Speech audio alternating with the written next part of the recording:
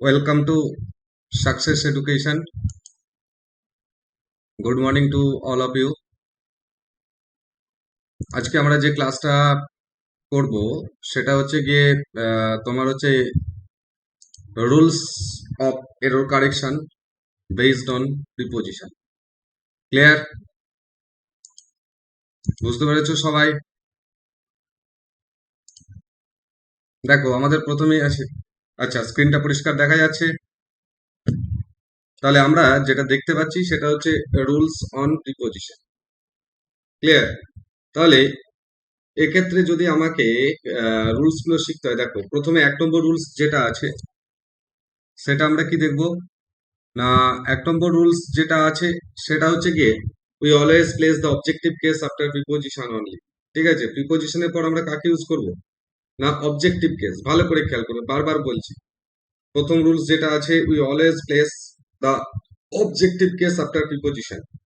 মানে objective case বলতে কি বোঝায়, মানে অ্যাকচুয়ালি অবজেক্টিভ ফর্ম।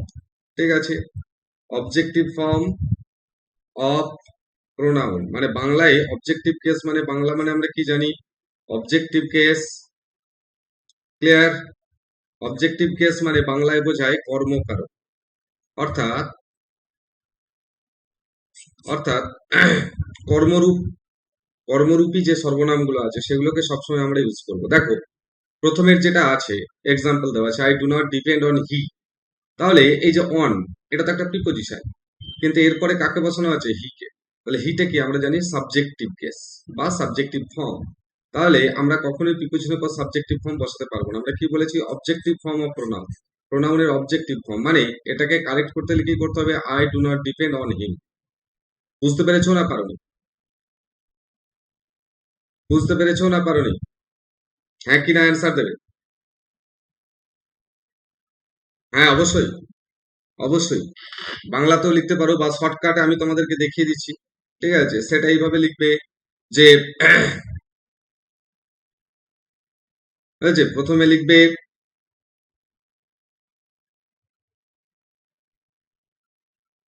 পিডিএফ করে তো দেবই, তো তোমাদের গ্রুপে দিয়ে দেবো, ওটা নিয়ে কোনো চাপ নেই। ঠিক আছে, তাও যদি পারো আমি যেগুলো শর্টকাট যেগুলো লেখাবো ওইগুলো খাতায় লিখে রাখবে, নোট করে রাখবে। রুলস 1 বলে, রুলস 2 বলে। বুঝতে পেরেছো না বুঝতে পারোনি? মাথায় ঢুকেছে স্মৃতি?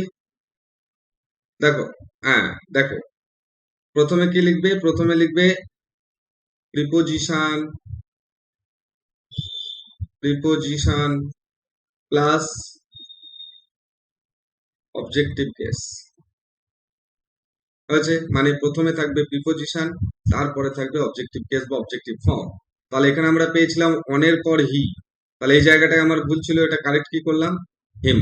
তাহলে এই সিমিলার এর, আচ্ছা এটা লেখা হয়েছে, নোটসটা লেখা হয়েছে,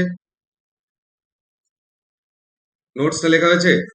আচ্ছা এবার দেখো আমি একটা অন্য এক্সাম্পলে যাচ্ছি। ক্লিয়ার? কিরকম, ধরো বলা হলো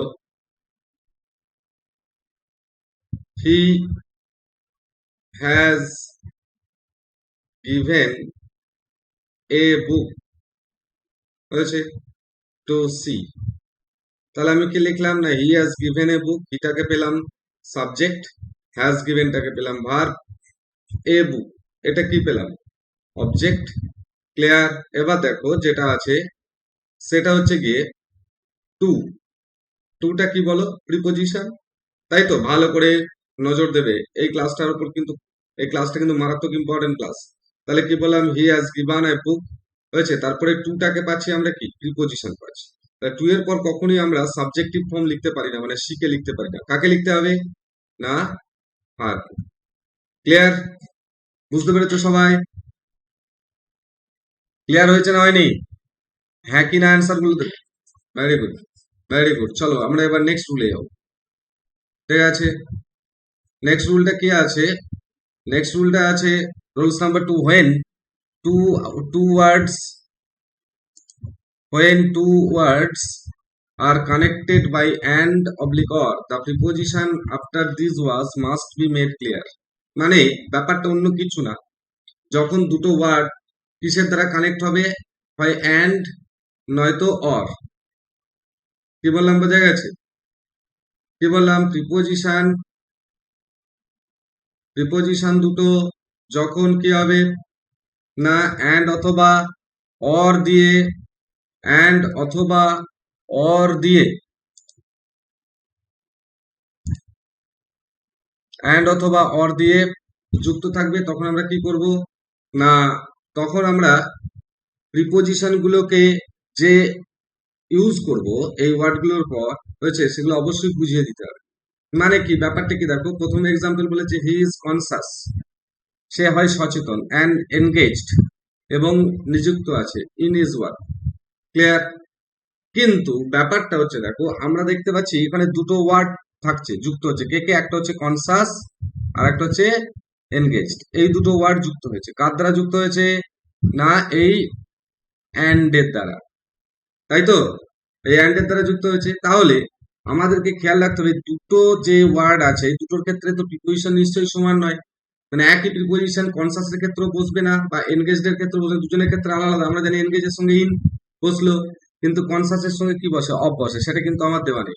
তাহলে এই বাক্যটাকে কারেক্ট করতে গেলে আমরা কি করছি, হি ইজ কনসাস, তারপরে দেখো কনসাসের ক্ষেত্রে প্রিপোজিশনটাকে ইউজ করছি, তারপরে অ্যান্ড এলো, আবার এনগেজড এর ক্ষেত্রে তার ক্ষেত্রেও তার প্রিপোজিশনটাকে ইউজ করছি। তাহলে যখন অ্যান্ড বা অর দ্বারা দুটো ওয়ার্ড যুক্ত হবে আমাদেরকে খেয়াল রাখতে হবে সেই দুটো ওয়ার্ডের ক্ষেত্রে প্রিপোজিশন গুলোকে কিন্তু সঠিকভাবে প্রয়োগ করতে হবে। বোঝা গেছে না বোঝা যায়নি? ক্লিয়ার হয়েছে না হয়নি বলো? ক্লিয়ার হয়েছে না হয়নি? Very good. চলো এবার আমরা নেক্সট রুলসে যাব। Rules number 3। রুলস নাম্বার 3 তে কি পাচ্ছি না সাম ওয়ার্ডস like suggest, say, propose, reply, explain, talk, listen, write, speak is followed by two preposition if there is a person in the object form। মানে খেয়াল রাখতে হবে এই যে ওয়ার্ড গুলো পাচ্ছি কি কি কি ভার্ব গুলো পাচ্ছি না সাজেস্ট, সে, প্রপোজ, রিপ্লাই, এক্সপ্লেন, টক, লেসন, রাইট, স্পিক। এই যে ভার্ব গুলোকে আমরা পাচ্ছি এদের পর কাকে ইউজ করব না টু কে ইউজ করব। কখন না যদি তাদের পর বা তাদের অবজেক্টিভ ফর্মে কে থাকে, অবজেক্ট ফর্মে পার্সন কোনো ব্যক্তি থাকে।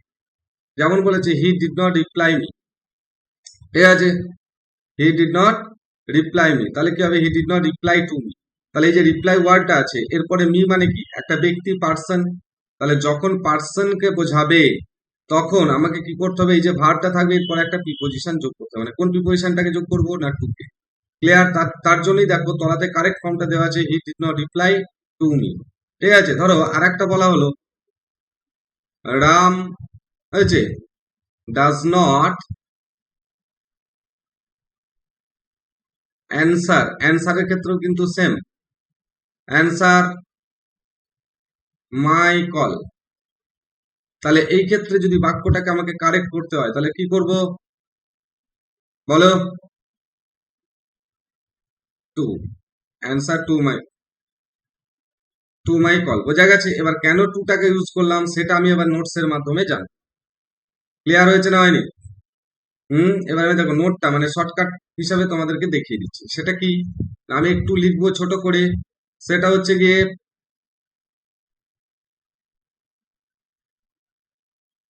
ছোট করে কি লিখবো এই জায়গাটায় আমি একটু পয়েন্ট আউট করে রাখবো। সেটা হচ্ছে ধরো বলা হলো অ্যান্সার, অ্যান্সার, ঠিক আছে, তারপরে বলা হলো এক্সপ্লেন হয়েছে, তারপরে বলা হলো লিসেন, তারপরে বলা হলো সে সরি প্রপোজ, তারপরে বলা হলো রিপ্লাই, তারপরে বলা হলো সে, তারপরে স্পিক, তারপরে বলা হলো সাজেস্ট হয়েছে, তারপরে বলা হলো টক, তারপরে বলা হলো লিসেন, তারপরে বলা হলো রাইট হয়েছে, প্লাস প্লাস চিহ্ন দেবে, দিয়ে লিখবে পার্সন হয়েছে, কি লিখবো পার্সন, ব্র্যাকেটে লিখবো অবজেক্ট, মানে পার্সনটা যদি অবজেক্ট আকারে থাকে তাহলে ইকুয়ালস টু টু, মানে এই যে ভার্বগুলো আমরা পাচ্ছি answer, explain, lesson, propose, reply, say, speak, suggest, talk, listen, write, এই ভার্বগুলোর সঙ্গে যদি পার্সন অবজেক্ট হিসাবে বসে, কোনো ব্যক্তি যদি অবজেক্ট হিসাবে বসে, তাহলে আমরা কাকে ইউজ করব? টু কে। ক্লিয়ার? মাথায় ঢুকেছে? বুঝতে পেরেছো সবাই? বুঝতে পেরেছো না পারোনি? ক্লিয়ার তো? Very good. চলো নেক্সট কোয়েশ্চেনে যে এটা লেখা হয়েছে প্রত্যেকের। আচ্ছা, ওকে। তাহলে আমাদেরকে যেটা মাথায় রাখতে হবে যে শুধুমাত্র কোন ওয়ার্ডের সঙ্গে কোন প্রিপোজিশন বসে, মানে যেটা আমরা বলছিলাম অ্যাপ্রোপ্রিয়েট প্রিপোজিশন, শুধুমাত্র অ্যাপ্রোপ্রিয়েট প্রিপোজিশনে মানে পড়লেই হবে না। এবার ওটা হচ্ছে শুধুমাত্র ফিলিং ব্ল্যাঙ্কস এর জন্য আমরা পড়লাম, কিন্তু তার সঙ্গে সঙ্গে কিছু রুলসও মাথায় রাখতে হবে। কারণ আমাদের এই কম্পিটিটিভ এরিয়ায় চ্যাপ্টার গুলো ফিক্সড, কিন্তু প্যাটার্ন অফ কোয়েশ্চেন, কি ধরনের প্রশ্ন দেওয়া হবে, এটা কিন্তু কোনো ফিক্স নয়।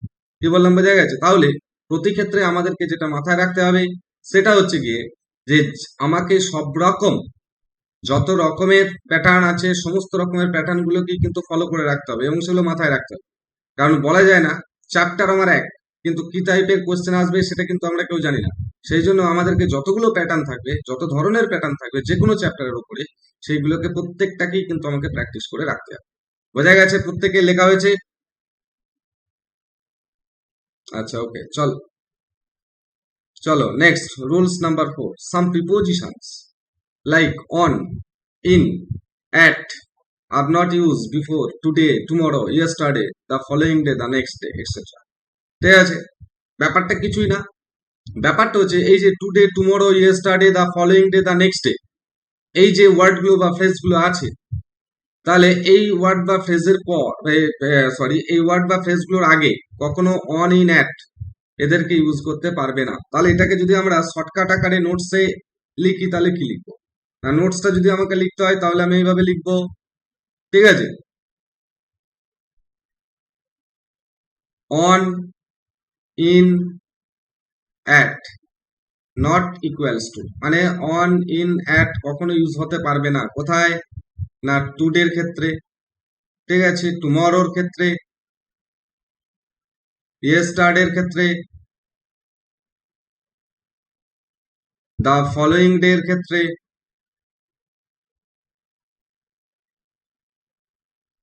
দ্য নেক্সট ডে এর ক্ষেত্রে। তাহলে এই যে ফ্রেজগুলো বা ওয়ার্ডগুলো আছে, মানে কোনগুলো? Today, tomorrow, yesterday, the following day, the next day, এদের ক্ষেত্রে আমরা কাকে ইউজ করতে পারছি না? নট ইকুয়ালস টু, মানে কাকে ইউজ করতে পারছি না? অ্যাট কে, ইন কে, অন কে। বুঝতে পেরেছো না পারবে? ক্লিয়ার হয়েছে না হয়নি? বলো আমাকে। আচ্ছা, ভেরি গুড। চলো এবার আমরা দেখবো এখানে এক্সাম্পল কি দেওয়া আছে। She will go there on tomorrow. এই দেখো, এই যে টুমরো ওয়ার্ডটা আছে, কিন্তু এর আগে কাকে ইউজ করে দিয়েছে? অন কে। তাই আমরা কখনোই টুমরোর আগে অন কে ইউজ করতে পারি না। তাহলে আমাকে অনটাকে এখানে ডিলিট করতে হবে। তাহলে তারপরে কারেক্ট সেন্টেন্সটা ওই জন্য দেওয়া আছে, দেখো, সি উইল গো দেয়ার, ঠিক আছে, টুমরো। অনটার হলো না, ধরো বলা হলো, ঠিক আছে, উই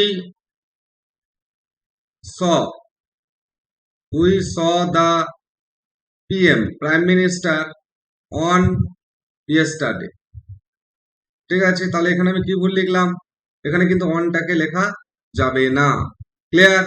কারণ যেহেতু ইয়েস্টারডে আছে, একটু আগে আমরা বললাম today, tomorrow, yesterday, the following day, the next day, এদের ক্ষেত্রে আমরা কাকে ইউজ করতে পারি না? কোনো প্রিপোজিশন কে ইউজ করতে, ইন, অন, অ্যাট, এই প্রিপোজিশন গুলোকে ইউজ করতে পারি না। সেই জন্য এখানটা আমরা কি করবো? অনটাকে তুলে দেবো। তাহলে কি হবে? We saw the PM yesterday. বুঝতে পেরেছো সবাই? বুঝতে পেরেছো না পারোনি? ক্লিয়ার তো? লেখা হয়েছে? আমি মুছে দিচ্ছি কিন্তু। চলো নেক্সট কোয়েশ্চেন কি আছে, ভালো করে এগুলো মাথায় রাখবে। কারণ দেখো, শুধু প্রিপোজিশন বসাতে জানলেই হবে না। ঠিক আছে? যে এই ওয়ার্ডের ক্ষেত্রে এই প্রিপোজিশন বসে, যদি এরও কারেকশন দেয় তাহলে কিন্তু এইভাবে দেওয়া থাকবে। কি বললাম, বোঝা গেছে? আজকে আমি রুলসটা বোঝাই, এর উপরে আমি তোমাদেরকে কিন্তু ইয়ে দিয়ে দেবো, প্র্যাকটিস সেট দিয়ে দেবো। ওগুলো কিন্তু প্র্যাকটিস করতে হবে। তারপরে বলছে after some prepositions like about, after, at, before, for, from, in, on, to. The main verb must be in the verb plus ing form. হয়েছে, এখানে দিয়ে দিয়েছি V4। তাহলে আমাকে কি মাথায় রাখতে হচ্ছে না, কিছু প্রিপোজিশনের পর, মানে কোন প্রিপোজিশন গুলো, সেটা হচ্ছে about, after, at, before, for, from, in, on, to. এই যে প্রিপোজিশন গুলো আছে, এরপরে কি হবে, মেন ভার্বের আইএনজি ফর্ম হবে। অর্থাৎ আমরা কি করব, আমরা এই নোটটাকে কিভাবে রেডি করব, নোটটা নোটটা আমি তো এইভাবে এত করে ইউজ করব না। আমি কিভাবে ইউজ করব নোটটা, না আমি লিখবো about, after, at, before, in, sorry, in লেখো for, from, in, on, to, equals to V1 plus ING. অর্থাৎ এই যে প্রিপোজিশন গুলো পাচ্ছি, about, after, at, before, in, for, from, হয়েছে, ইন, অন, টু, এই প্রিপোজিশন গুলো থাকা মানে, ঠিক আছে, কি হবে না, এরপরে যদি কোনো ভার্বকে লিখতে হয় সেটা কি ফর্মে লিখবো, ভার্ব প্লাস আইএনজি। যেমন ধরো বলেছে she prevented me from doing, তাহলে সি প্রিভেন্টেড মি ফ্রম, এই যে ফ্রমটা আছে এরপরে কিন্তু V1 হতে পারবে না, এখানটা কি করতে হবে, V1 প্লাস আইএনজি, অর্থাৎ ডুইং।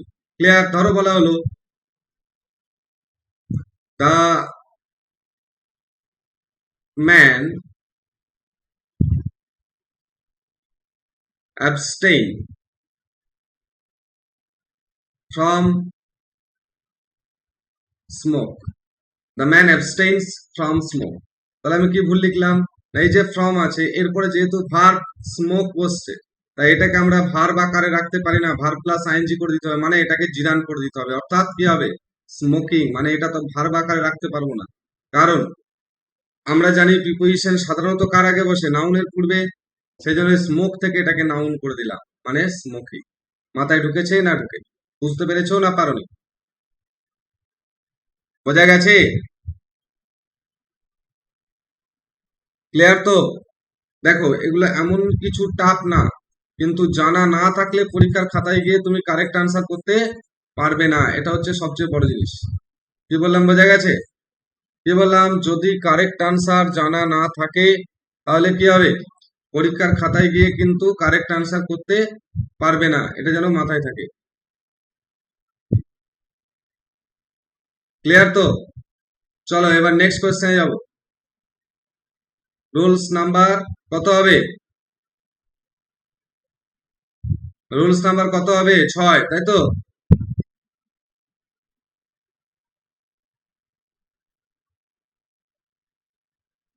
চলো নেক্সট কোয়েশ্চেনে যাই। নেক্সট কোয়েশ্চেনটা কি আছে, নেক্সট কোয়েশ্চেন আছে, we directly we directly use the object and no preposition, we directly use the object and no preposition is used after transitive verbs like discuss, reach, describe, tell, order, attack, resemble, ridicule, demand, etc. মানে ব্যাপারটা কি, ব্যাপারটা হচ্ছে যে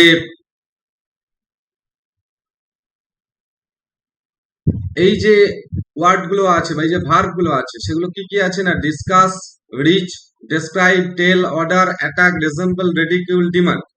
ঠিক আছে, এই যে ওয়ার্ড গুলো আছে এই ভার্ব গুলোর পর আমরা কিন্তু কোনো প্রিপোজিশনকে বসাতে পারবো না যখন এরা ট্রানজিটিভ ভার্বের আকারে থাকবে। অর্থাৎ আমরা কি লিখবো, নোটটা যদি আমাকে শর্টকাটে মানে ছোট করে মনে রাখতে হয় তাহলে আমি কি লিখবো না, ডিসকাস,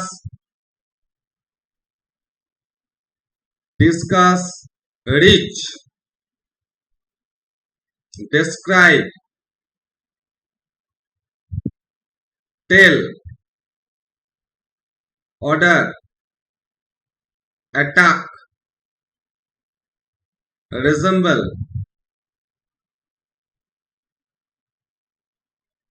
রিডিকিউল,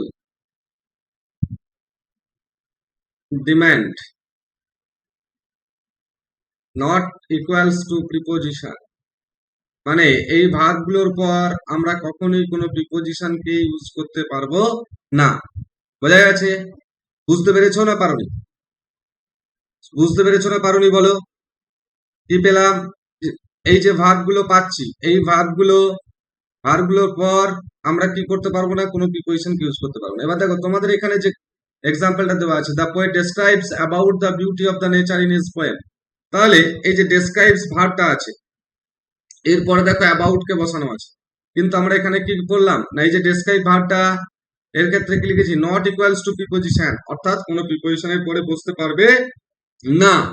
সেই জন্য আমরা এখানে কি করব, দেখো যেটা কারেক্ট আনসার সেখানে দেখো অ্যাবাউটটা নেই, মানে এটা উঠিয়ে দেওয়া হয়েছে। ক্লিয়ার? মাথায় ঢুকেছে না ঢুকেনি?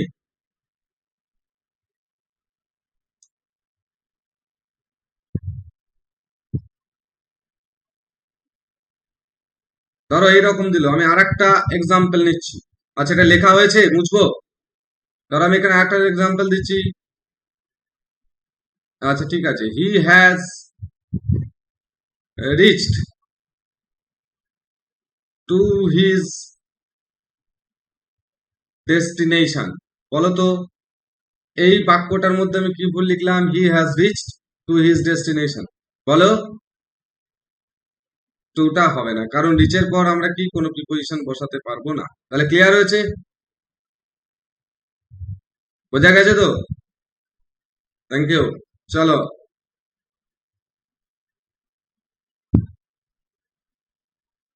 কোনটা?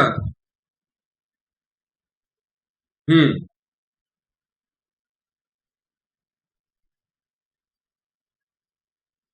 এটাকে তো আমি এইভাবে সেভ করতে পারবো না,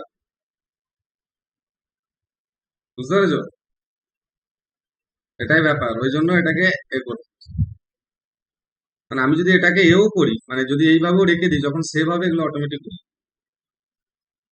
বুঝতে পেরেছো? ম্যাথের স্যার আলাদা স্টাইলে পড়ান।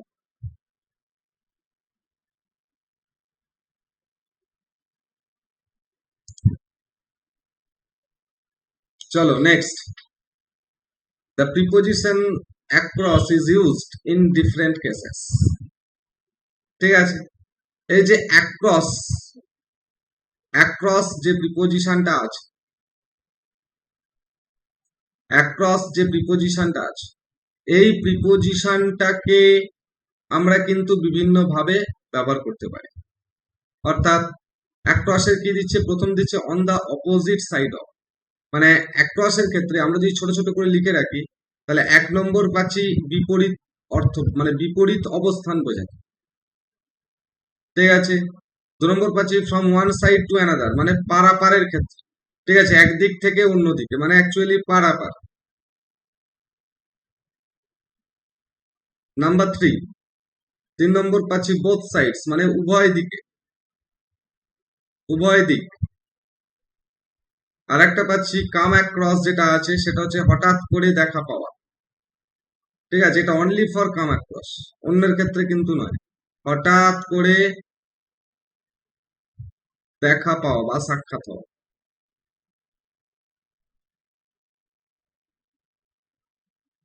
দেখো সেই রকমই এক্সাম্পল গুলো দেওয়া আছে, my uncle leaves across the river, মানে আমার কাকু নদীর পাড়ে তো বাস করবে না, বা নদীর ওপরেও বাস করতে পারে।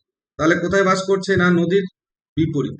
তাহলে এটা গেল 1 নম্বর যে রুলসটা দেওয়া আছে, সেটা হচ্ছে বিপরীত বোঝায়। 1 নম্বর যে এক্সাম্পল। 2 নম্বর যেটা আছে, the girl swamp across the river, মানে কি গার্লটা, বালিকাটা কি করলো, নদীটা পার হয়ে গেল, মানে এপার থেকে ওপারে চলে গেল। বোঝা গেছে? She threw the luggage across our shoulders, মানে সে তার লাগেজটা ছুড়ে দিল তার কি কাঁধের উপর। তাহলে কাঁধের উপর মানে কি, তার কাঁধের দুটো দুটো দিকেই, মানে এটা হচ্ছে 3 নম্বর। এবার 4 নম্বর যেটা আছে, আই কেম অ্যাক্রস হিম, এখানে কেম অ্যাক্রস কথা কথা হয় কি, অ্যাক্সিডেন্টালি অর সাডেনলি মিট, মানে হঠাৎ করে দেখা পাওয়া। সেটা হচ্ছে আই কেম অ্যাক্রস হিম, আমি তার সঙ্গে হঠাৎ করে দেখা পেলাম বা দেখা হয়ে গেল। বুঝতে পেরেছো না পারোনি? অ্যাক্রসের তাহলে কটা পেলাম, আবার বলছি, অ্যাক্রসের তাহলে কটা ইউজ পেলাম, চার ধরনের ইউজ পেলাম। সেটা কি, প্রথম হচ্ছে বিপরীত অর্থ বোঝাতে, নম্বর হচ্ছে পারাপার অর্থ বোঝাতে, 3 নম্বর হচ্ছে উভয় দিক বোঝাতে, 4 নম্বর হচ্ছে হঠাৎ করে দেখা পাওয়ার ক্ষেত্রে। তবে সেক্ষেত্রে ফ্রেজটা কি হতে হবে? অবশ্যই কাম অ্যাক্রস। বোঝা গেছে না বোঝা যায়নি? ক্লিয়ার হয়েছে না হয়নি? লিখে নেবে, লিখে নেবে। হ্যাঁ, নোটস যেগুলো লেখাচ্ছি এগুলো লিখে নেবে, কারণ এগুলো বুঝতে গেলে এই নোটস গুলো হাতের কাছে থাকলে তাড়াতাড়ি বুঝতে পারবে। কি বললাম বোঝা গেছে? চলো নেক্সট 8 নাম্বার রুলসে যাও। 8 নাম্বার রুলসে কি পাচ্ছি না, preposition between is used for two things or two person. মানে এটা তোমরা এইভাবে লিখে রাখতে পারো। আর এর সঙ্গে অ্যামাং আছে, অ্যামাং হচ্ছে মোর দ্যান টু, তাহলে আমরা এটা ছোট্ট করে লিখে রাখবো, সেটা হচ্ছে বিটুইন ইকুয়ালস টু টু। ঠিক আছে, মানে দুইয়ের মধ্যে, দুইয়ের মধ্যে বোঝালে আমরা কাকে ইউজ করব? বিটুইনকে। ক্লিয়ার? আর অ্যামাং কখন ইউজ করব? মানে দুটোর পার্থক্য বুঝতে হবে। এটা হচ্ছে more than two, more than two অর্থাৎ দুইয়ের বেশি বোঝাতে। ঠিক আছে, তাহলে তাহলে আমরা কি পাচ্ছি না, দুটো জিনিস পাচ্ছি, একটা হচ্ছে বিটুইন আর একটা হচ্ছে অ্যামাং। তাহলে বিটুইন আর অ্যামাং এর মধ্যে, বিটুইন আর অ্যামাং এর মধ্যে তফাৎটা কি না, বিটুইনটা হচ্ছে অনলি ফর টু, কেবলমাত্র দুইয়ের মধ্যে বোঝাতে, আর অ্যামাং হচ্ছে মোর দ্যান টু অর্থাৎ দুইয়ের বেশি বোঝাতে। এবার দেখো, he is standing between Hasina and Manju. ঠিক আছে, তাহলে এখানে একটা ক্যারেক্টার আছে হাসিনা, এখানে একটা আছে মঞ্জু, তাহলে এক এক মানে দুই, দুইয়ের মধ্যে বোঝাচ্ছে। তাহলে যেহেতু দুইয়ের মধ্যে বোঝাচ্ছে ওই জন্য বিটুইন। এরপরে অ্যামাংটা এসো, অ্যামাংটা বলছে the chairman distributed prices among the winners, মানে এখানে অনেকজন উইনার্স বা বিজেতা আছে। তাহলে যেহেতু অনেকগুলোকে বোঝাচ্ছে মানে মোর দ্যান টু বোঝাচ্ছে, ওই জন্য এখানে হয়ে গেল অ্যামাং। ক্লিয়ার হয়েছে না হয়নি?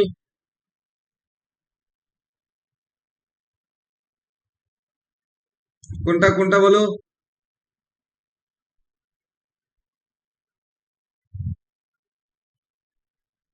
অ্যাক্রস দিয়ে, এটা দেখতে পাচ্ছ?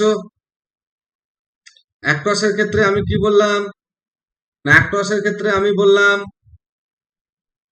প্রথমত হচ্ছে অ্যাক্রসের 4টে মিনিং পেলাম। প্রথম মিনিং পেয়েছি বিপরীত হয়েছে, সেটা হচ্ছে প্রথম দিয়েছে 1 নম্বরটা, my uncle leaves across the river, আমার কাকু বাস করে কোথায়? নদীর বিপরীতে। তাহলে এখানে অ্যাক্রসের অর্থ হচ্ছে অপোজিট হয়েছে, মানে বিপরীত। বোঝা গেছে 1 নম্বরটা? মিনময় বুঝতে পেরেছো? আচ্ছা, 2 নম্বর অ্যাক্রসটা কি বলেছিলাম? 2 নম্বর অ্যাক্রসটা বলেছিলাম from one side to another, অর্থাৎ একদিক থেকে অন্যদিকে, অর্থাৎ পারাপার হওয়া। ঠিক আছে, সেটাই বলছে। দেখো, the girl swamp across the river, নদীটা কি, সরি, গার্লসটা কি নদীটা সাঁতার দিয়ে পেরিয়ে গেল, তার মানে কি একটা দিকে নেমে অন্যদিকে চলে গেল সাঁতারে সাঁতারে, তাহলে সেইটা হচ্ছে পারাপার। 2 নম্বরটা হলো পারাপার। এবার 3 নম্বরটা কি আছে, she threw the luggage across the shoulder, এখানে অ্যাক্রস মানে হচ্ছে বোথ সাইড, উভয় দিকেই বোঝাতে বা উভয়কে বোঝাতে। ঠিক আছে, 3 নম্বরটা, তাহলে সি থ্রিউ দ্য লাগেজ, সে তার লাগেজটা ছুড়লো অ্যাক্রস হার শোল্ডার্স, তার কাঁধের উপর, তার মানে তার কাঁধের উপর মানে কি, তার দুটো কাঁধকেই বোঝানো হচ্ছে, তাহলে সেটা হচ্ছে উভয় দিক বোঝাতে। ক্লিয়ার? এবারে যেটা পড়ে রইলো সেটা হচ্ছে কেম অ্যাক্রস বা কাম অ্যাক্রস। কাম অ্যাক্রস কথার অর্থ হচ্ছে অ্যাক্সিডেন্টালি অর সাডেনলি মিট, অর্থাৎ হঠাৎ করে দেখা পাওয়া। সেই ধরনেরই এক্সাম্পল দেওয়া আছে, আই কেম অ্যাক্রস হিম, আমি তার হঠাৎ করেই দেখা পেয়েছিলাম। মিনময় এই 4টে বুঝতে পেরেছো? অ্যাক্রসের এই যে 4টি ইউজ আছে, এই 4টি ইউজ বুঝতে পেরেছো? ওকে, আচ্ছা, নেক্সট যেটা বোঝালাম 8 এবং 9, দুটো একসঙ্গে করে বোঝালাম, সেটা হচ্ছে রুলস 8 আর রুলস 9। মানে এখানে ছিল বিটুইন আর এখানে হচ্ছে অ্যামাং, তাহলে রুলস 8 আর রুলস 9 কে আমরা একসঙ্গে পড়লাম কি না, রুলস 8 ছিল বিটুইন, রুলস 9 হচ্ছে অ্যামাং। তাহলে বিটুইন মানে কি পেলাম, বিটুইন হচ্ছে দুইয়ের ক্ষেত্রে অনলি টু, মানে দুইয়ের মধ্যে বোঝাতে, আর অ্যামাং মানে কি পেলাম, মোর দ্যান টু অর্থাৎ দুইয়ের বেশি বোঝাতে। ক্লিয়ার হয়েছে না হয়নি? এটা বুঝতে পেরেছো না পারোনি?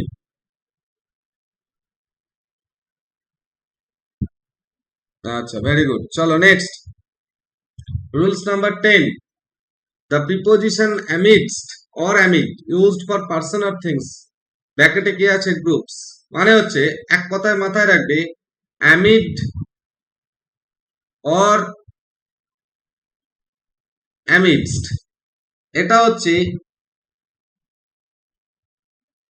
অনেকের মধ্যে বোঝাতে। এবার সেটা অনেকগুলো কি মানুষ হতে পারে বা বস্তুও হতে পারে। ঠিক আছে, যেমন ধরো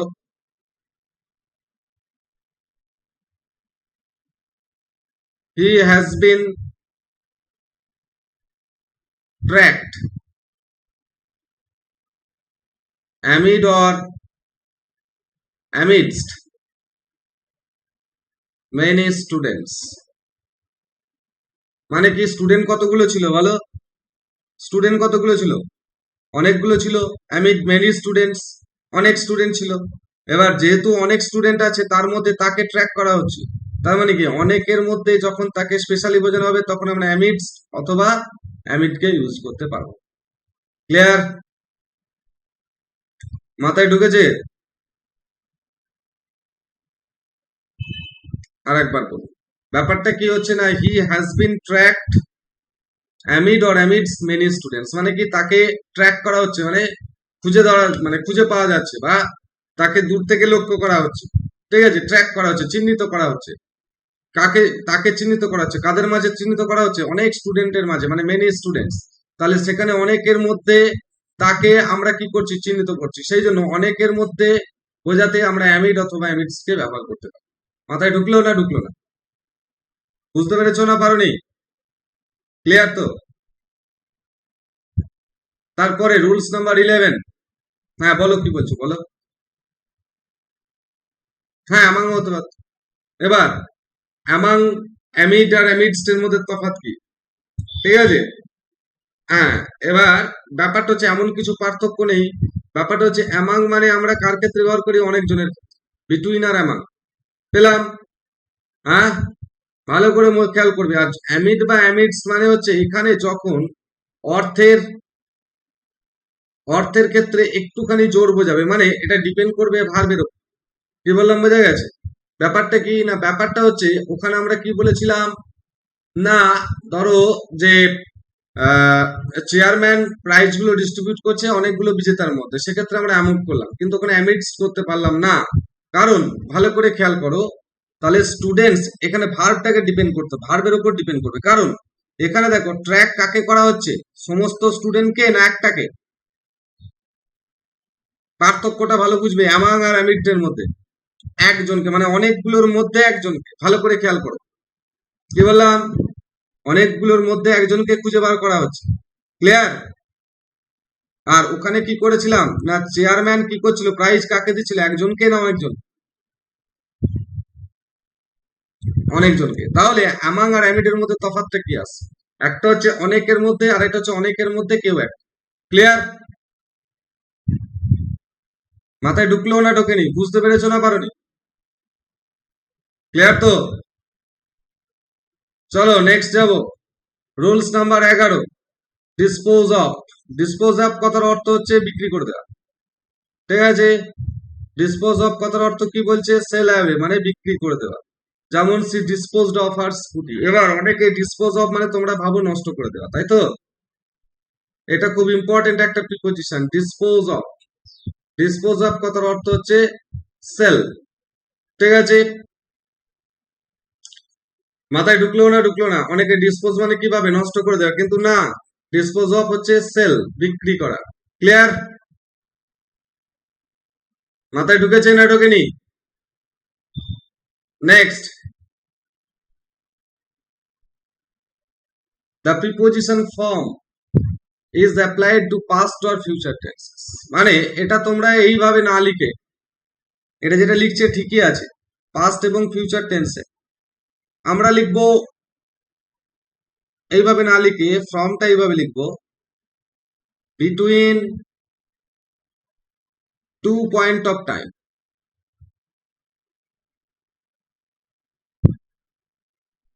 নোটটা লিখে রাখো, from equals to between two point of time. ঠিক আছে, দেখো মানে কি দুটো পয়েন্ট অফ টাইমের মধ্যে বোঝাতে ফ্রম কি ইউজ করি, সেক্ষেত্রে ফ্রম এবং টু দুটো ইউজ হবে। কেসটা কি বলে দেখো, he stayed here, she stayed here, সে এখানে আছে। ঠিক আছে, ফ্রম টুইসডে টু ফ্রাইডে। তাহলে দেখো টুইসডেটাও একটা পয়েন্ট অফ টাইম, ফ্রাইডেটাও একটা পয়েন্ট অফ টাইম। ক্লিয়ার? মাথায় ঢুকছে না ঢোকেনি? তাহলে এই দুটো যেহেতু পয়েন্ট অফ টাইম আছে সেজন্য তার ক্ষেত্রে আমরা কাকে ইউজ করছি? ফ্রম। ক্লিয়ার? মাথায় ঢুকেছে না ঢোকেনি?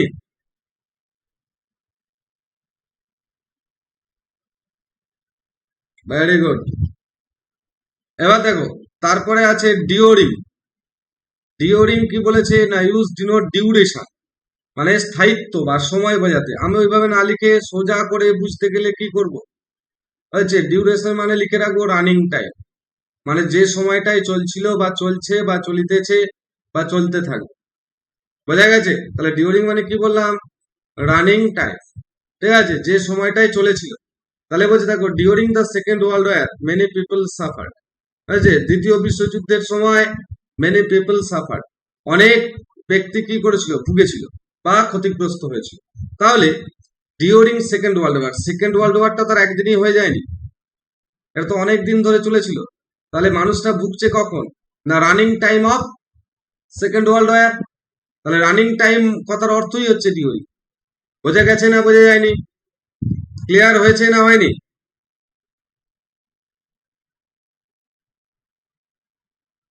বা very good. Next, preposition of is use to denote origin or cause. হয়েছে, অফটাকে ইউজ করা হচ্ছে টু ডিনোট অরিজিন, হয়েছে উৎস, অথবা কজ মানে কারণ। মানে অ্যাকচুয়ালি অফ কথার অর্থ একটা উৎস বাংলায় লিখে রাখলে, আর একটা হচ্ছে কজ মানে কারণ বা হেতু। হয়েছে, লেখা হয়েছে এটা, বাংলাটা লিখেছো, বাংলাটা লেখা হয়েছে।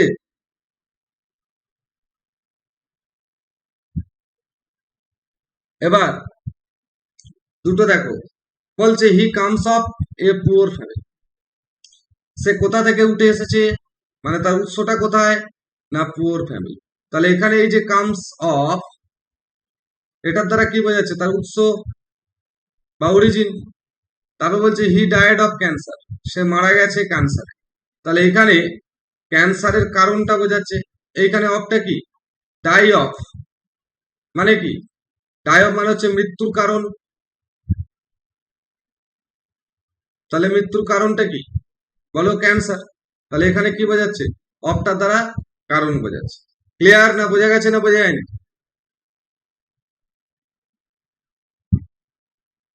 বোঝা গেছে না বোঝা যায়নি? ক্লিয়ার তো?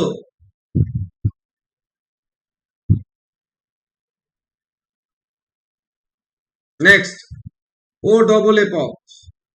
ও ডবল এ পপ কোন ওয়ার্ডের সঙ্গে থাকা মানে কি বোঝায়, সেপারেশন, অর্থাৎ আলাদা হয়ে যাওয়া বা পৃথক হয়ে যাওয়া, পৃথক বা আলাদা হয়ে যাওয়া বোঝায়।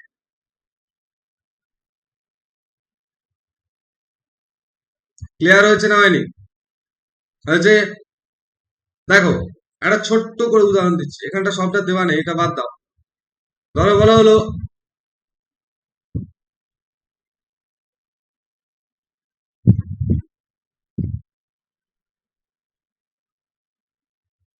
put up the light before,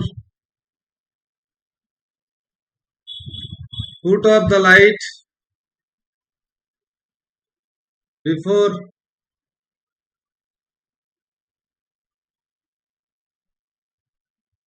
going to bed, মানে বিছানায় যাওয়ার আগে পুট অফ দ্য লাইট, লাইটটাকে কি করবে বলো, পুট অফ মানে কি, নেভানো, ডিস্টিংগুইশ, তাই তো? বা এটাকে অনেকে বলে সুইচড অফ, সুইচড অফ, এটাও যে এটাও তা। দেখো, এই অফ কথার অর্থ কি, বিচ্ছিন্ন করা। মানে কি, তুমি লাইটটা কিভাবে নেভাবে বলো, লাইট নেভে কেন, এটা আগে বুঝো, লাইটটা নেভে কেন, কারণ ওখান থেকে ইলেকট্রিকটাকে বিচ্ছিন্ন করা হয় সুইচের মাধ্যমে, তাই তো? তবে তো সেটা নিভে যায়। ইলেকট্রিক থাকলে কি সেটা নিভবে? তাহলে যখনই অফ, ও ডবল এফ এই ওয়ার্ডটাকে ইউজ করা হবে, তার মানে কারোর থেকে কারোর সেপারেশন বা বিচ্ছিন্ন হওয়া, হয়েছে, বা আলাদা হয়ে যাওয়া, পৃথক হয়ে যাওয়া বোঝে। মাথায় ঢুকেছে না ঢোকেনি? বুঝতে পেরেছো না পারোনি? ক্লিয়ার তো? ক্লিয়ার হয়েছে তো? ওকে, চলো next. We should not use the preposition with the noun home. Only we can use the preposition for home when it is followed by an adjective in the possessive form. তাহলে এখানে দুটো note লিখতে হবে, একটা general use আর একটা হচ্ছে exceptional use. কি বললাম? একটা হচ্ছে জেনারেল ইউজ আর একটা হচ্ছে এক্সেপশনাল ইউজ। তাহলে প্রথমে আমরা সিম্পল ইউজ বা জেনারেল ইউজটা লিখি। ঠিক আছে, 1 নম্বর। ঠিক আছে, সেটা হচ্ছে হোম। আচ্ছা, এইভাবে না লিখে আমরা এইভাবে লিখবো,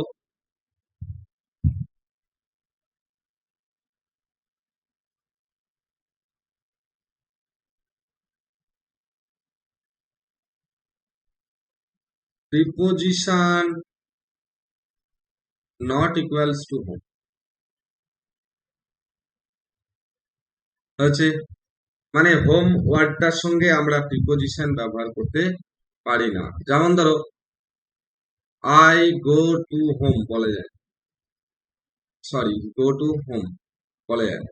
কি বলি? আই গো হোম, আমি বাড়ি যাই। ঠিক আছে, এখানে টুটা উঠে গেল, এটা হচ্ছে সিম্পল। এবার দেখো কখন আবার প্রিপোজিশন হবে। ঠিক আছে, যখন সেটা একটা অ্যাডজেক্টিভ থাকবে এবং সেই অ্যাডজেক্টিভটা অবশ্যই পসেসিভ ফর্ম। তাহলে আমরা 2 নম্বর যেটা একটু আলাদা সেটা লিখবো কিভাবে না, প্রিপোজিশন ইকুয়ালস টু হোম, মানে প্রিপোজিশন হোমের ক্ষেত্রে বসবে কখন না, এবার অ্যারো চিহ্ন দেব। ঠিক আছে, যখন কি হবে, যখন কি হবে না adjective in possessive plus home হবে। মানে হোমের আগে কে থাকবে? অ্যাডজেক্টিভ থাকবে এবং সেটা পসেসিভ ফর্মে থাকবে। মানে adjective in possessive form plus home থাকলে তখন আমরা হোমের আগে প্রিপোজিশন বসাতে পারবো। ক্লিয়ার? দেখো এখানটা বলেছে আই ডিসাইডেড টু গো, আমি স্থির করেছিলাম যেতে টু রামাইয়াজ। ঠিক আছে, এই দেখো কার বাড়ি না রামাইয়ার বাড়ি। মাথায় ঢুকেছে না ঢোকেনি? মাথায় ঢুকেছে না ঢোকেনি? এবার তোমরা বললে স্যার এখানে তো রামাইয়া, এটা তো নাউন, তাহলে এটা অ্যাডজেক্টিভ হলো কি করে? তাই তো এই কোশ্চেনটা তোমাদের মনে নিশ্চয়ই ঘোরাফেরা করছে, করছে না করেনি? করছে না করেনি? করছে তো। রামাইয়া তো স্যার একটা নাম, কি করে আপনি অ্যাডজেক্টিভ বলছেন?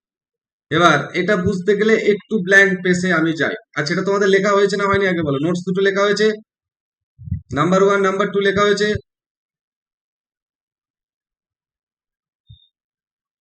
অন্য পেজে যাব তো?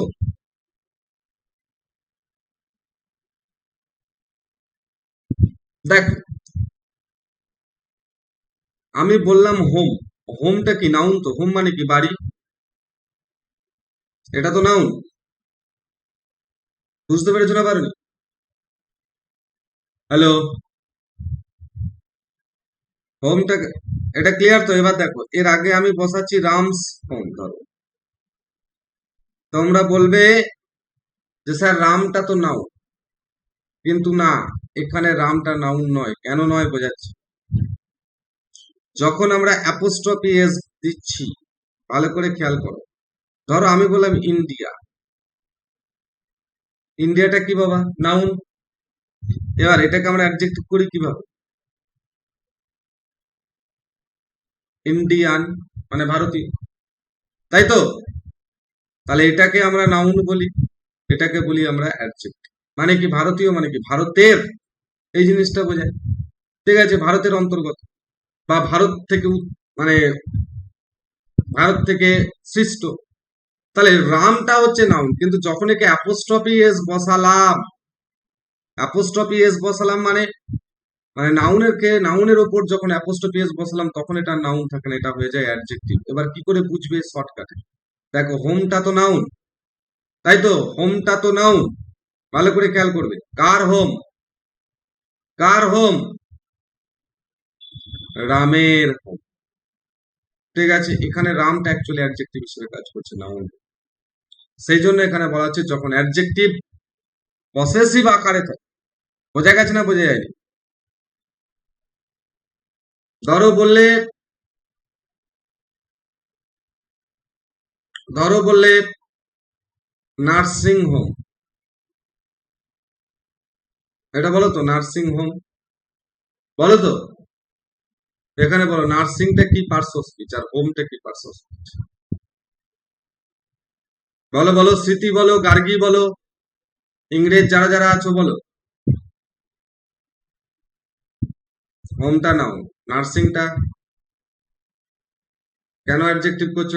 এটাও তো একটা নাউন। নার্সিং, নার্সটা হচ্ছে ভাব, তার সঙ্গে আইএনজি করে নাউন করা হচ্ছে। কিন্তু যেহেতু দেখো এটা নাউন কিন্তু অ্যাডজেক্টিভ হয়ে যাচ্ছে কিভাবে? না কি হোম বা কিসের হোম? Nursing home. তাহলে নাউনকে কোয়ালিফাই করছে, এই জন্য অ্যাডজেক্টিভ। সিমিলারলি হোম রামস, বোঝা যাচ্ছে? ঠিক সিমিলারলি এইখানে চলে এসো, সেটা হচ্ছে রামাইয়াস হোম। বুঝতে পারলে না পারলে না? মাথায় ঢুকলো না ঢুকলো না? ক্লিয়ার হয়েছে প্রত্যেকের? বাকিদের বলো, মৃন্ময়, ইন্দ্রজিৎ, সাধু খাঁ, সবাই তো আছো, বলো। বুঝতে পেরেছো তো? সবাই বুঝতে পেরেছো? চলো next. 17, question number 17। Question number 17 কি বলছে? না, the preposition since used to denote the point of time. Very good, since point of time. For is used to denote the period of time. Both are applicable in the perfect tense forms. এটা তোমাদেরকে আগেই পড়িয়েছিলাম, tense যারা যারা পড়েছো। তোমাদের tense পড়ানো হয়ে গেছে? তবে তাহলে সেখানে তো আমি বলেছিলাম সিন্স ইকুয়ালস টু কি বলেছিলাম, বলো? Point of time. আর ফর মানে কি বলেছিলাম? Amount or period of time, বলেছিলাম তো। মানে কেসটা কিভাবে দেখিয়েছিলাম? না সিন্স, সিন্স মর্নিং, সকাল থেকে, বা সিন্স 7 AM। আর ফর কি বলেছিলাম? ফর মানে অ্যামাউন্ট অর পিরিয়ড থাকবে, ফর অ্যান আওয়ার বলেছিলাম, for 2 days, for 3 weeks, for 4 months, for 5 years, হচ্ছে ফর 10 decades। এই যখন যখন পিরিয়ড আর অ্যামাউন্ট অফ টাইম থাকবে তখন হচ্ছে ফর, আর যখন পয়েন্ট অফ টাইম থাকবে তখন হচ্ছে সিন্স। ক্লিয়ার? মাথায় ঢুকেছে? বুঝতে পেরেছো তো সবাই? ঠিক আছে, চলো next question. Sometimes preposition into, sometimes preposition into up is used after the verb enter, should not be used except in case with reference to an agreement. এইটা কিন্তু তোমাদের ভুল হয়, যে স্যার এন্টারের সঙ্গে কখন প্রিপোজিশন ইনটুকে বসাবো কখন বসাবো না। তাই তো, এইটা নিয়ে তোমরা প্রচুর দ্বন্দ্বে আছো। যে তোমরা কোথাও কোথাও দেখো যে, কোথাও দেখো যে তোমার এন্টারের সঙ্গে ইনটু আছে, আর কোনো কোনো জায়গায় দেখো এন্টারের সঙ্গে কিছু নেই, শুধু এন্টার। ঠিক আছে, তাহলে এই জায়গায় আমাকে শিখতে হবে এন্টারের ক্ষেত্রে কখন আবার ইনটুকে বসাবো, আবার কখন বসাতে পারবো না। কি বললাম, বোঝা গেছে না বোঝা যায়নি? তাহলে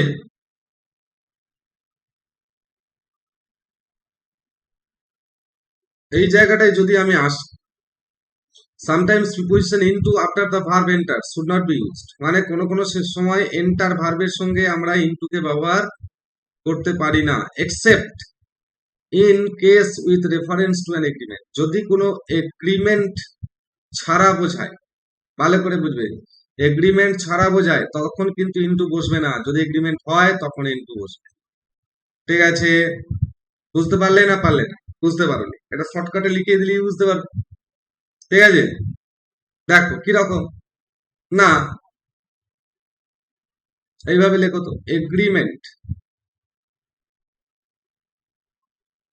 বা এইভাবে না লিখে আরেকটু ভালো করে লিখো, সেটা হচ্ছে, আমি এই জায়গাটায় লিখবো 1 নম্বর দিয়ে, উইথ এগ্রিমেন্ট। কি বললাম? With agreement equals to, with agreement equals to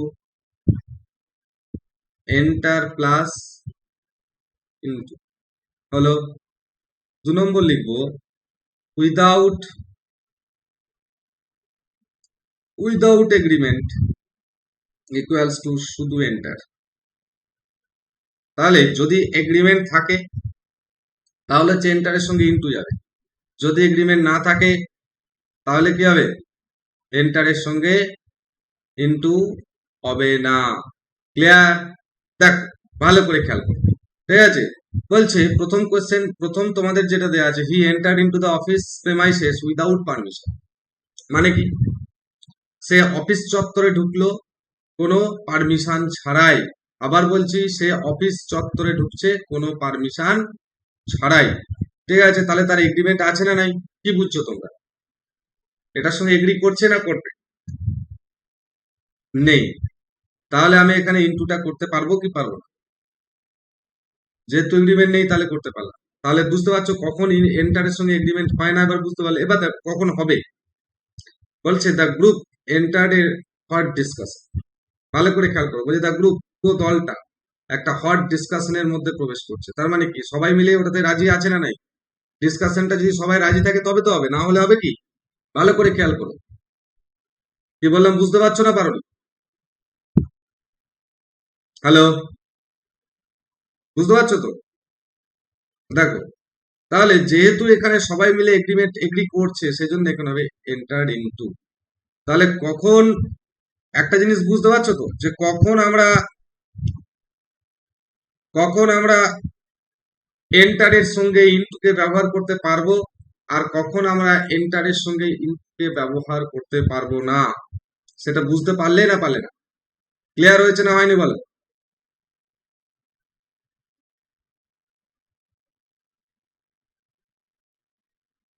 হ্যাঁ, he entered into the classroom, কারণ ওখানে ক্লাসরুমটাতে তার এগ্রিমেন্ট আছে বলেই সে ঢুকতে পারছে।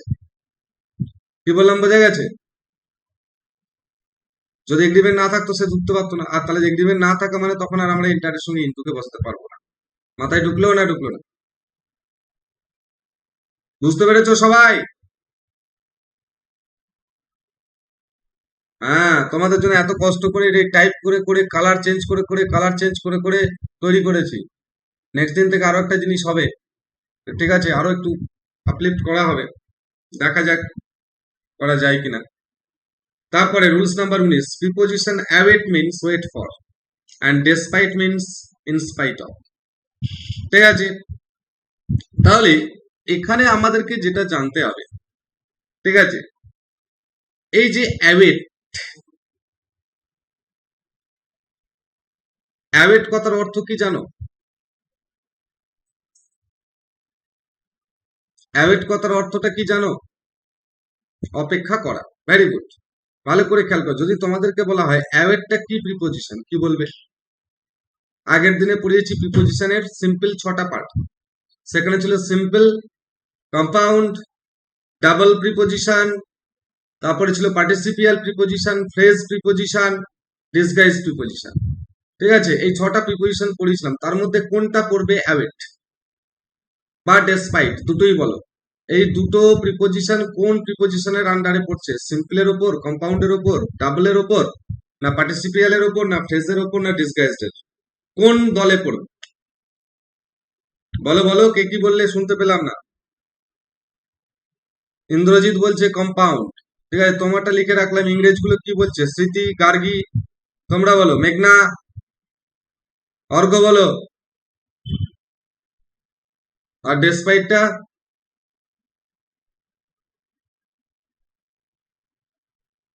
ঘোড়ার ডিম হবে। দুটোই হচ্ছে কম্পাউন্ড প্রিপোজিশন, যদি প্রিপোজিশন আকারে থাকে। কি বললাম? দুটোই কি? হ্যাঁ, কম্পাউন্ড। যদি প্রিপোজিশন আকারে যখন এদিকে ধরা হয় তাহলে এরা হচ্ছে কম্পাউন্ড, কারণ এদের দ্বৈত ধারণা আছে, একটা হচ্ছে ওয়েট ফর, ডেসপাইট মানে হচ্ছে ইনস্পাইট অফ, এগুলো কিন্তু ডাবল না, ডাবল কোনটা বলেছিলাম, ইন টু, সেখানে ইন আলাদা টু আলাদা, মানে দুটোই প্রিপোজিশন, এখানে কি তুমি দুটো প্রিপোজিশন পাচ্ছ? বলো।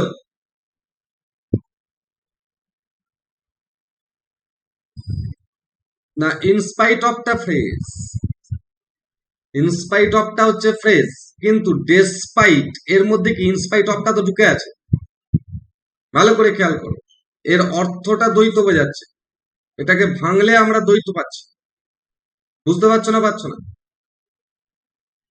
ক্লিয়ার? এবার দেখো, অ্যাওয়েটিং এর অর্থ কি বলেছে, ওয়েট ফর, কারোর জন্য অপেক্ষা করা, আর ডেসপাইট মানে হচ্ছে ইনস্পাইট অফ, অর্থাৎ পরিবর্তে। এবার তোমাদের যেটা প্রবলেম হয় সেটা হচ্ছে তোমরা ডেসপাইট এর সঙ্গে অফ যোগ করে দাও, despite not equals two of, despite এর সঙ্গে কখনো অফ যুক্ত হয় না, কারণ ডেসপাইট কথার অর্থই হচ্ছে ইনস্পাইট অফ। বুঝতে পারলাম না পারলাম না? ডেসপাইট কথার অর্থ কি বললাম, ডেসপাইট কথার অর্থই হচ্ছে ইনস্পাইট অফ, তাহলে ডেসপাইট এর সঙ্গে ওই জন্য আমরা আর কখনো অফ যোগ করতে পারি না। ক্লিয়ার? মাথায় ঢুকেছে না ঢোকেনি? ভালো করে খেয়াল করবে। এবার আমরা যাব next rules, rules number 20, the verbs like consist, comprise always followed by the preposition of। ঠিক আছে, এই দেখো, এই জায়গাটায় একটু খেয়াল রাখতে হবে, ঠিক আছে? এই যে কনসিস্ট ওয়ার্ডটা আছে না, এটার সঙ্গে অফ বসে সর্বদা, ঠিক কথাই, কিন্তু যখনই এটা ট্রাবলসাম ইউজ হয়ে যাবে, অর্থাৎ এটার মাল্টিফার্কেশন বা মাল্টিফার্কেটিভ ইউজ যখন ইউজ করব, মাল্টিফার্কেটিভলি যখন এটাকে ইউজ করব, তখন এর সঙ্গে কিন্তু আর একটা প্রিপোজিশন আসে, সেটা হচ্ছে কনসিস্টেন্ট। ভালো করে খেয়াল করবে। তাহলে আমাদের এখানে যেটা বলা যেত, verbs like consist or comprises always followed by the preposition of, মানে সর্বদাই যে অফ দ্বারা হবে এটা কিন্তু কথা নয়। কনসিস্ট অফ কথার অর্থ হচ্ছে টু বি মেড অফ, যেটা কম্প্রাইজেস অফ একই, টু বি মেড অফ মানে গঠিত, মানে কি বললাম, গঠিত হওয়া।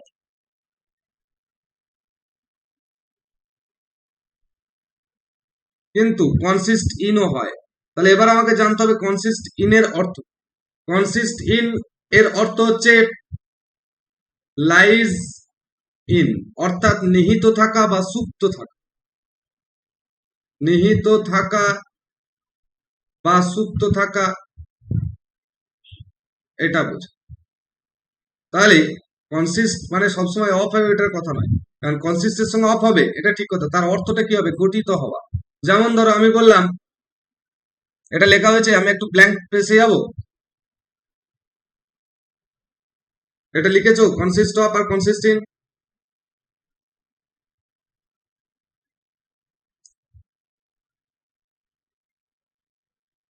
দেখো আমি এইখানটায় আসছি, তাহলে আমি ধরো বলা হলো দ্য কমিটি